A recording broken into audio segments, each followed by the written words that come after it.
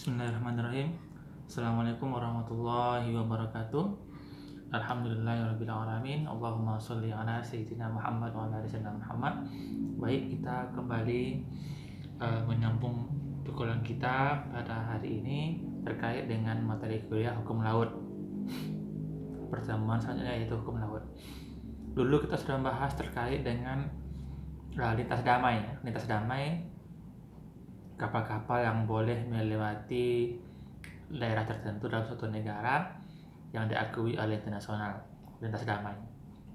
Sekarang kita masuk kepada zona tambahan. Jadi judul kita hari ini adalah zona tambahan atau continuous zone. Zona tambahan. Zona tambahan. Tambahan itu artinya dia lebih dari pokok karena dia tambahan, lebih dari inti. Jadi kalau intinya itu segini, maka tambahannya itu segini. Jadi hanya tambahan. Tambahan itu biasanya tidak banyak, dia hanya sedikit, tapi dia tetap ada. Nah, zona tambahan itu secara tradisional dalam hukum laut itu disebut juga sebagai laut lepas. Laut lepasnya secara tradisionalnya. Tetapi negara tertentu, negara-negara yang berbatasan teritorial dengan zona tambahan tersebut dapat memanfaatkan, dapat memfungsikan zona tambahan tersebut. Jadi dapat melakukan kegiatan-kegiatan di zona tambahan tersebut. Nah, jadi zona tambahan itu merupakan zona yang dempet atau bertaut dengan suatu negara pantai terkait dengan laut teritorialnya. Jadi dempet ya, disebut dengan zona tambahan di luar daerah teritorialnya. Oleh sebab itu, karena dempetnya zona tambahan atau karena dekatnya zona tambahan dengan laut teritorial suatu negara, maka negara pantai yang memiliki teritorial tadi dapat melakukan berbagai macam kegiatan atau upaya atau usaha dalam bentuk pengawasan. Antaranya itu adalah diantaranya itu adalah untuk apa dibuat pengawasan itu? Untuk yang pertama, untuk mencegah pelanggaran peraturan perundang-undangan. Jadi zona tambahan itu rentan terhadap terjadinya pelanggaran perundang-undangan internasional. Maka oleh negara yang teritorialnya itu berhubungan dengan zona tambahan tadi atau continuous zone tadi, maka punya kewenangan untuk membuat perundang-undangan. Membuat perundang-undangan dalam rangka untuk mengatur agar tak terjadi pelanggaran. Lalu yang kedua untuk apa? Untuk bea cukai. Lalu yang ketiga untuk fiskal. Yang keempat adalah untuk imigrasi atau saniter di dalam wilayah laut teritorialnya. Jadi 1, 2, 3, 4 ini merupakan upaya-upaya yang dilakukan oleh negara pantai dalam hal pengawasan daerah teritorialnya. Lanjut, lalu kita masuk kepada lebar zona tambahan. Berapa sih lebar zona tambahan itu? Nah, kalau kita cek kembali dalam konvensi hukum laut UNCLOS ya, UNCLOS PBB internasional pada tahun 1982, UNCLOS itu bisa nanti kalian lihat di undang-undangnya, di peraturan-peraturannya, bahwa zona tambahan itu lebarnya itu tidak boleh melebihi 24 mil, tidak boleh melebihi 24 mil dari garis pangkal. Dihitung dari mana? Dari garis pangkal di mana lebar laut teritorial diukur. Jadi di mana lebar laut teritorial diukur, maka dari garis pangkal tersebut sejauh 24 mil. Jadi tidak boleh melebihi itu. Jadi zona tambahan itu tidak boleh melebihi sejauh 24 mil dari garis pangkal di mana lebar laut teritorial itu diukur. Nah, itu mudahnya ya. Jadi 24 mil dari garis pangkal. Tidak boleh melebihi itu, karena kalau melebihi itu mungkin sudah kebanyakan atau mungkin sudah terlalu jauh untuk masuk kepada laut lepas.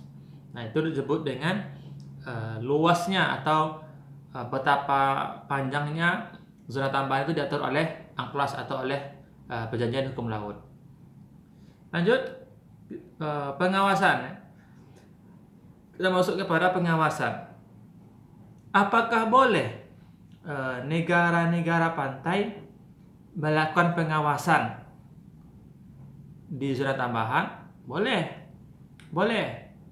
Jadi negara-negara pantai itu yang memiliki daerah teritorialnya itu berdekatan dengan zona tambahan, maka boleh melakukan pengawasan.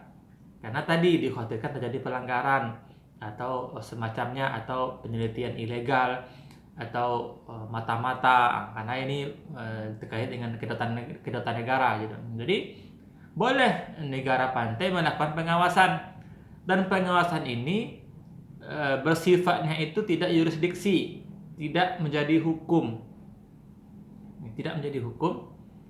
Lalu apa sebenarnya tujuan pengawasan ini? Pengawasan ini tujuannya itu adalah untuk menghindari, untuk mencegah terjadinya pelanggaran-pelanggaran yang tadi diinginkan. Jadi pengawasan itu tujuannya untuk menghindari saja, untuk mencegah, untuk menghindari, tapi bukan menjadi hukum. Jadi tidak bisa pula ini dipaksakan, tapi hanya untuk mencegah negara tertentu yang bisa dirugikan akibat ulah-ulah tangan-tangan tertentu yang tidak bertanggung jawab. Itu disebut dengan pengawasan. Lanjut. Nah, sekarang masuk kepada bagaimana kekuasaan negara pantai tersebut di zona tambahan. Maka saya nulis di sini, saya rangkum ada dua ya. Ada dua kekuasaan negara pantai tersebut di zona tambahan. Apa yang pertama? Yang pertama itu adalah kekuasaan mencegah, kekuasaan mencegah. Ini yang pertama. Yang mencegah, di mana nih diberlakukan? Ini diberlakukan hanya atas kapal-kapal yang akan masuk. Jadi yang pertama adalah kekuasaan mencegah. Jadi negara pantai itu punya kekuasaan untuk mencegah kapal-kapal yang akan masuk. Mencegah, kenapa dia mencegah? Karena mungkin ada kekhawatiran. Nah, entah itu macam-macam lah pokoknya alasan-alasan sehingga dia dicegah oleh satu negara. Yang kedua adalah kekuasaan untuk menghukum. Kepada kapal-kapal yang dianggap melanggar peraturan yang akan meninggalkan zona tambahan. Nah, jadi yang pertama adalah mencegah, yang kedua adalah menghukum.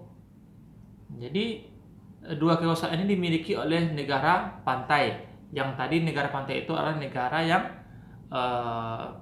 berada teritorialnya itu dekat dengan atau bersambung dengan zona tambahan. Jadi sebenarnya apa tujuan utama dari penjelasan batasan ini, sehingga punya hanya dua kekuasaan saja, tidak lebih dari itu?